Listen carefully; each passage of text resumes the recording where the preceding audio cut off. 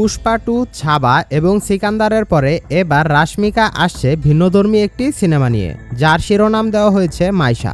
সাউথের সবচেয়ে কিউট এবং গ্ল্যামারাস অ্যাক্ট্রেস রাশমিকা মান্দানা পরপর অনেকগুলো হিট সিনেমা দিয়েছেন দর্শকদের, যেখানে রয়েছে পুষ্পা, পুষ্পা 2, অ্যানিমেল এবং সাবার মতো ব্লকবাস্টার সিনেমা। তবে ৩-৪ বছরে তার সিকান্দার সিনেমাটা তেমনভাবে ব্যবসা সফল হয়নি। আবার এখন যে মাইশা শিরোনামের সিনেমাটি নিয়ে সে আসতে চলেছে, এই সিনেমাটাও ব্লকবাস্টার হবে এটা ধারণা করা যাচ্ছে। সবেমাত্র সিনেমাটির ফার্স্ট লুক পোস্টার ছড়িয়ে পড়েছে বিভিন্ন গণমাধ্যমগুলোতে এবং শুধু ফার্স্ট লুক পোস্টার দেখেই দর্শকদের মাঝে তুমুল হাইপ সৃষ্টি হয়েছে।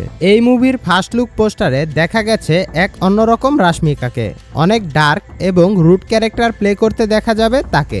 এখনো পর্যন্ত এই সিনেমার কাস্ট ক্রিউ সম্পর্কে তেমন কোনো তথ্য পাওয়া যায়নি, কিন্তু কিছু গণমাধ্যম বলছে রাশমিকার এই সিনেমাতে বিজয় দেবরকোন্ডাকে দেখা যেতে পারে। 2019 সালে ডিয়ার কমরেড সিনেমার পরে তাদের দুজনকে একসাথে আর কোনো সিনেমাতে দেখা যায়নি, কিন্তু দর্শকরা বিজয় ও রাশমিকা জুটিকে অনেক পছন্দ করেছিলেন। এখন আবার 6 বছর পর তাদের দুজনকে একসাথে দেখতে পাবে দর্শকরা। তবে রাশমিকা মান্দানার কিউটনেস এবং অভিনয় কিন্তু আসলেও সকলের মন জয় করে নিয়েছে এবং এই সিনেমাতে যদি সত্যি বিজয় দেবরকোন্ডা থাকে তাহলে এই সিনেমা বক্স অফিসে ঝড় তুলবে, এটা 100% কনফার্ম। তো আপনার কাছে রাশমিকার অভিনয় কেমন লাগে অবশ্যই কমেন্ট করে জানাবেন।